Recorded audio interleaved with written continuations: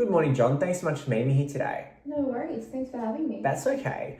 So as discussed over the phone, I've completed a review of the proposed exclusive referral agreements, which were proposed by Lisa and Rachel, involving real estate agent firms and the business of JLK Conveyancing. So based on that, I have prepared a confidential breach report for you. Thanks. So the purpose of today's meeting is just to take you through the main issues and concerns that I've identified with the referral agreements. And during the meeting, I will explain the potential risks under the legislative governing acts, being the Corporations Act 2001 and the Competition and Consumer Act 2010. And also discuss the policy and procedure issues that JLK Conveyancing currently hold, any potential penalties, and we'll also discuss any applicable ASIC forms that also may be relevant, and then go through my recommendations on how best to proceed with the referral agreements. Now, as part of my review, I have considered the relevant legislation, and I've also considered that against applicable case law and ASIC and ACCC guidance, and also the business's internal policies and procedures. So are you happy for me to proceed on that basis? Yeah, so what are the main concerns that you've identified? Yeah, of course. So the two main areas of concerns are first, in relation to directors and officers' duties under the Corporations Act 2001, and in more particular, sections 180 to 184 of that Act. And now the second issue is whether the proposed exclusive referral agreements could raise competition law concerns pursuant to the Competition and Consumer Act 2010, and more specifically, sections 45 to 47. So I do just want to make it clear before we proceed that I'm not saying that Lisa and Rachel have definitely breached any of the terms, and the business have definitely breached any of the terms. However, the information currently available do identify potential risks that I believe should be properly investigated before we bring those agreements any further. So before I do go through each provision of the concerns I have in relation to the acts, are you aware of any further information about how Lisa and Rachel developed the agreements with the real estate agents, and if there was any legal advice obtained? Not that I'm aware of. Yeah, okay, no worries. I'll take that account while I'm going through it. So I've also given you a copy of the breach report that I've drafted, and I'll also email you a copy after our meeting here today. So would you like to go through it? Yeah, can you explain the Corporations Act concerns first? Yeah, of course. So if you just look at your breach report as well. So the first provision that I've considered is section 180 of the Corporations Act. So we'll just go through the relevant sections in order. Now, section 180 requires directors and officers to exercise reasonable care and diligence, as a person would reasonably do. So my concern is whether there is sufficient investigation and due diligence were undertaken before Lisa and Rachel proposed these exclusive referral agreements. So because the arrangements involve exclusivity and referral fees with third parties and possible competition law consequences, I think there certainly should be proper review before the business commits to those proposed agreements.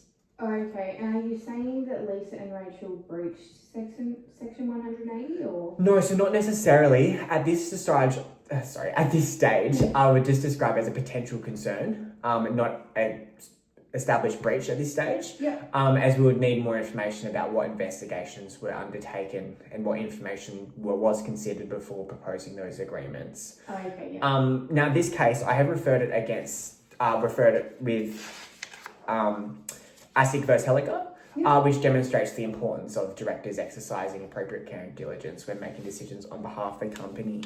Now, all the case law that I have described in this breach report, I do recommend that you do read this after our meeting a bit more extensively before agreeing to the breach report and make sure that you're happy with everything. Yeah, of course. And what about section 181? No, of course.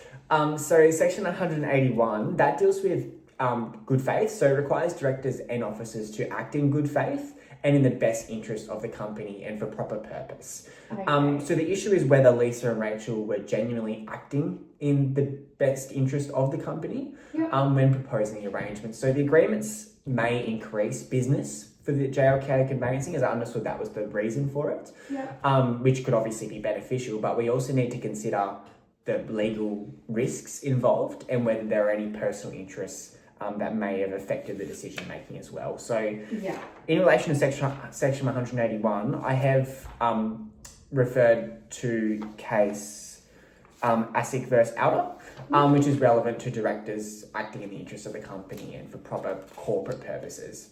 Okay, and do we know whether Lisa or Rachel are personally benefiting from these arrangements, or? Yeah, so not from the information available at this stage. However, again, certainly something to consider once we extensively review these agreements. So now that leads us perfectly into section 182. Now, section 182 is titled Use of Position. So this prohibits directors, officers, and employees from improperly using their position within the company to gain an advantage for themselves personally, or just cause a detriment to the company. Okay. And that also goes for creating a benefit for another person as well. So the existence of the referral fee doesn't establish a breach necessarily. Therefore, we would need to determine who receives the referral fees, whether that's them directly or the business, and also whether Lisa and Rachel or anyone associated with them is receiving a personal benefit from the agreements. Right. Now, in relation to that section of the Act, I have referred to the case law with Angus Law Services versus Carabellas, which again establishes those points. Okay, and section 183? Yeah, so that one's titled Use of Information. Now, section 183 relates to the improper use of information obtained because of a person's position within the company. So at present, I haven't identified any evidence to suggest that Lisa and Rachel have improperly used confidential information for the business. Yeah. However, that again is something that should be reviewed to determine whether that section has been breached. Yeah. Now, that particular section I have referenced against ASIC versus Visit, which involved improper use of information obtained through a corporate position. Okay, and section 184 is the criminal provision? Yeah, so that's spot on. So section 184 deals with more serious conduct involving recklessness and dishonesty. That's in relation to directors' duties. So at this stage, I don't think there's enough evidence to suggest that Lisa and Rachel have committed a criminal offence. Yeah. It just really depends if they have acted recklessly and dishonestly. However, in relation to all these sections of the Corporations Act 2001, serious investigation, I believe, is required to ensure that the consequences, that they haven't breached it, because the consequences obviously are quite significant. Yeah. Now, in relation to section 184, I have referred that against Quan versus R. So again, I recommend that you review all those. But do you have any questions on that particular act before we move on? No, not at this stage. No thanks. worries. Okay, what are the competition law concerns? Yeah, so the main reasons competition law is relevant is because the proposed agreements contain provisions involving exclusivity and also referral fees. Okay. So the agencies would effectively agree to refer the clients to JLK Conveyancing in exchange for referral fees. So we need to consider whether those agreements do restrict competition, which is what the Competition and Consumer Act 2010 is all about. Okay. So the first provision of that act is Section 45. Now, Section 45 deals with anti-competitive arrangements. So Section 45 can prohibit contracts or any agreements of any kind that have the purpose, effect, or likely effect to substantially lessen competition. Right. So with this, importantly, an exclusivity arrangement is not automatically unlawful. However, the key question is whether the agreement does substantially lessen competition in the relevant market, which if it does, that is something we will need to reconsider. Yeah. Now, in relation to that section of the Act, I have referenced ACCC versus Flight Centre Travel Group, which involves lessening competition. Okay, and how would we determine whether it substantially lessens competition? Yeah, so we would need more information about the relevant market. So that would be something to consider, and even getting legal advice. Yeah. So for example, we would need to consider how many agencies are involved with the referral agreements and how significant those agencies are in the relevant market. Also, how much work would be directed to JLK Conveyancing and whether competing conveyancers would realistically lose access to a significant part of the market. So, for example, if it's 80% of the real estate agents all referring work to us, and there's, every other conveyancer is not getting the work, then that may be considered substantially lessening competitive competition. Okay. And so what about Section 46?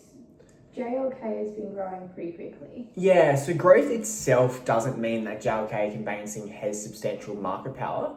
So Section 46 becomes relevant where a corporation has a substantial degree of market power. So although JLK are leaning towards that, they might not necessarily have established a substantial market power at this stage. Yeah. So yeah, Section 46 becomes relevant when a corporation has substantial market power and engages in conduct that has the purpose, effect, or likely effect to substantially lessen competition. So we would basically need proper market information before confirming if JLK conveyancing has that substantial market power. So significant review in that regard would need to be done. Now, in relation to Section 46 of the Act, I have referenced the case law with ACCC v Tasmanian Ports Corporation, which again involves misuse of market power. Okay, and what about Section 47? Yeah, so Section 47 deals with exclusive dealing. So it's particularly relevant to the proposed referral arrangements because it does involve exclusivity. So the proposed requirement for agencies to refer clients to our business is the type of arrangement that would need to be reviewed. So again, exclusivity doesn't automatically mean that the agreement is unlawful, but we need to consider its effect on the competing conveyancing firms as well. Now, in relation to Section 46, I have referred that against ACCC v Baxter Healthcare, which again does deal with exclusive dealing. So a thorough review of that case, which has been included within my report, will need to be done. So yeah, there are a few of the competition concerns. Do you have any questions on that? No, that's all good. No worries. Do you think our internal policies and procedures are part of the problem? Well, I think the current situation shows that the business's internal policies and procedures could be strengthened.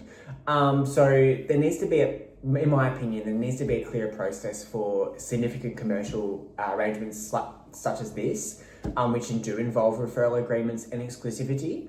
And also potential conflict of interest and concerns with competition law. So the policy should make it clear who is responsible for reviewing those agreements. And also it should just strictly outline when board approval is required, when conflict of interest disclosures should be met and disclosed, and when independent legal advice should be obtained as well. So that's why I do recommend updating JLK Conveyancing's corporation law policy and procedure, and I have detailed that within the breach report. Okay, and would every referral arrangement need legal advice? So not necessarily. Routine arrangements could still be dealt with internally with JLK Conveyancing's normal processes. However, when an arrangement does involve significant referral fees and exclusivity and potential conflict of interest, and also concerns with competition law, that's really a big one. I think in those circumstances, they should be escalated for proper review. Okay, and so what would you expect the updated policy to cover? Yeah, so I'd expect the updated policy to cover directors' duties, also when conflict of interest disclosures are required. The policy should also detail corporate decision-making, in relation to also exclusive agreements and when that should be referred to for independent legal advice, how to deal with competition law risks, also when board approval is required, and just ongoing compliance reviews as well. So that's just a few points. There obviously, I believe there should be more as well, but I'm happy to go over those at a later date as well. So that once that policy is detailed, that should be give staff a clearer process to follow in the future, especially when agreements like this do come up. Okay, and what could happen if there actually was a breach? Yeah, so there could be significant consequences if it's found that a breach has occurred. And these are again detailed in my breach report. So just beginning with the Corporations Act 2001. So for breaches to the relevant acts that we've discussed here today, in particular sections 180 to 183, directors may face civil penalties and or compensation orders and disqualification from managing corporations. So just looking at this, you may receive a penalty greater of 5,000 penalty units, which equates to $1.82 million, or 3 times the amount of the benefit derived and detriment avoided if the court can determine that. So obviously huge penalties. Now, section 184, which deals with criminal offences, that can include imprisonment, where dishonesty and recklessness has been established. So directors or officers may face up to 15 years imprisonment or receive 4,500 penalty units, which equates to 1.638 mil, or both. So huge penalties. So it's something that we should certainly be aware of moving forward in the future. Now, moving on to the other legislative act, so the Competition and Consumer Act, which deals with competition law concerns. Relevant breaches of sections 45 to 47 can also attract substantial civil penalties for both the corporations and the individuals involved. So just looking at those, the maximum penalty for the corporation is the greater of $100 million, 3 times the total value of the benefits obtained if the court can determine the figure, or 30% of the adjusted turnover for the relevant breach. So that's for the corporation. Now, individuals can also incur penalties if they per contravention. So it's $2.5 million per contravention. So both the corporation and the individuals can be penalised. Okay. So basically, again, I just want to emphasise that a breach has not been established at these circumstances, and these consequences are just the maximum consequences. So there's no need to panic yet. So it's basically, it's not been established, but this is why that we need extensive review of situations like this, and also ensuring that our policy is updated to reflect situations like this. And we also need to establish whether both Lisa and Rachel and or the business, JLK Conveyancing, is presently liable for any penalty. Okay, and so we shouldn't assume that anyone has actually breached anything at this stage? That's correct, and there's no need to worry each other out or assume without assessing the facts. So the purpose of the report is to identify the risks and the recommended steps for the company to take to ensure proper investigation and how to manage those issues as well. So are there any ASIC forms that we need to lodge because of this? Yeah, so not immediately. So the referral agreements themselves don't appear to create the requirement for any ASIC forms to be lodged. However, if the investigation does result in changes to the company details or retirement of a director or office holder, then suddenly ASIC forms may then need to be lodged. So for example, a 484, which deals with change to company details, so that may be required where the company details do change or the office holders change. Now that document would need to be lodged with ASIC within 28 days of the relevant change. Now, our Form 370 deals with notification by office holder of resignation or retirement. So that may be required where a director or office holder retires or resigns from their roles within the business. Now, unlike the Form 484, there is no requirement to lodge that with ASIC or no time frame or fees for both forms. However, it's just to alert ASIC that there has been a retirement or a resignation. So at present, there's no information suggesting that Lisa and Rachel have resigned, obviously, or that JLK's registered details have changed. Therefore, at this stage, there's no requirement that any ASIC forms would need to be lodged at this stage of the process. Right, and so we just monitor that depending on what happens after the review? Yes, that's spot on. So if any company details do change, or let's say, for example, Lisa resigns for whatever reason, then that's when we'll need to reevaluate whether any ASIC forms would need to be lodged. Okay, and so what do you recommend we do now? Yeah, so if you flick the page to the next page, that deals with all the recommendations that I've outlined. So we'll just go through them very briefly. So first of all, I recommend that JLK suspends any further exclusive referral agreements.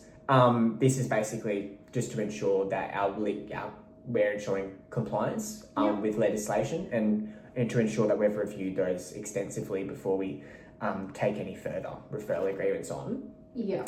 Now, I recommend that it is done immediately, and that's done by the board of directors, so yourself, Lisa, and Rachel.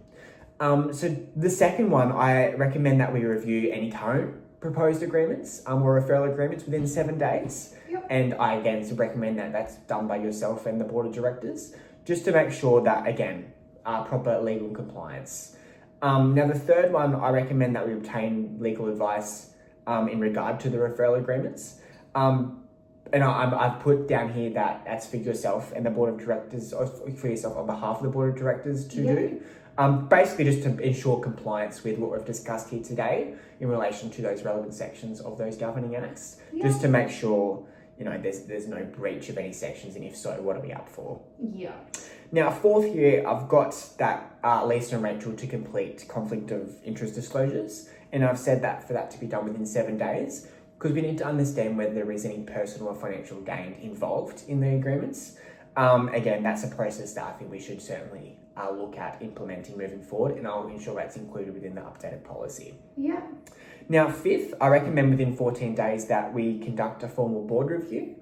So this is just to make sure that, we consider the agreements and the legal advice obtained as per the early recommendations, and formally decide whether the agreements should continue or maybe be amended or simply just terminated. Yeah. Now, sixth, I've got to update the internal policies and procedures within 30 days. So once we've reviewed all that and you've come to a decision, we'll update all those policies and procedures to make sure moving forward that these ambiguities don't arise, and to make sure we are fully prepared for situations moving forward. Yeah. And then seventh, providing compliance training to staff. That's just important that all staff, we can have this conversation here today, but we do have a firm full of 20 staff, so it's important that they're also aware of the changes being made. Yeah. And lastly, I've just got for compliance reviews to be conducted quarterly. This is just important to ensure that we are keeping up to date with compliance and any other significant commercial agreements. Okay, and do you think we should just terminate the agreements now? Yeah, so I wouldn't recommend immediately terminating the agreements, because they could just be fine. So I do certainly recommend we first review the agreements and obtain the necessary legal advice. So my recommendation is to suspend any further implementations while the position is being investigated. So once the terms and legal risks and relevant conflict of interest disclosures have occurred, I recommend the board to make an informed decision as to whether those agreements should continue being amended or just simply terminated. So is that all making sense so far? Yeah, absolutely. Great. So can I just confirm whether JLK Conveyancing have copies of any existing proposed agreement or proposed referral agreements? I think we have most of them, but I need to check. Yeah, okay, that's fine. So I would recommend that we obtaining copies of all the agreements is a first priority, just to ensure proper procedures are in place. Yeah. Now, in relation to the proposed agreements, are you currently aware if Lisa and Rachel have any personal or financial interests in the real estate agencies involved? Not that I'm aware of. Okay, thank you. I will make note of that. I would, however, still recommend that Lisa and Rachel complete conflict of interest disclosures, just so we can confirm that position. Would you agree with that? Yes. Great. So would you be comfortable suspending any new exclusive referral agreements whilst the proposed agreements are being reviewed and independent legal advice is being obtained? Yeah, I think that would be sensible. Great, thank you, and I will record that as your instructions. So once the agreement and legal advice has been reviewed, are you comfortable for the matter to be referred to the board of directors to make that formal final decision? Yes. Great. So just as we're wrapping up here, I just want to make sure that your instructions are clear and that the agreed action plan is clear. Yeah. So JLK Conveyancing will suspend any referral agreements and obtain the appropriate advice on the referral agreements. Yeah. Also for Lisa and Rachel to complete conflict of interest disclosures and then refer the matter back to the board to make a formal decision. Is that correct so far? Yes. Great. And I'll also proceed with updating the corporation's law policy and procedure in the meantime, and implementing the recommended compliance requirements with legislation. Yeah. Would you say all of that is consistent with your instructions? Yes, that's correct. Great. So before we finish, are you satisfied that I have explained the potential issues under sections 180 to 184 of the Corporations Act and sections 45 to 47 of the Competition and Consumer Act 2010? Yeah, I understand. Great. And are you also satisfied that I've explained the policy and procedure issues and any potential penalties and any ASIC forms and also the recommendations contained in the breach report? Yeah. Great. Now, do you have any further questions or concerns about the report, about any information I've discussed here today? No, I think you've covered everything. Great. Well, that's good. That means I've done my job. And are you satisfied with the recommendations that I've made and the action plan we've discussed?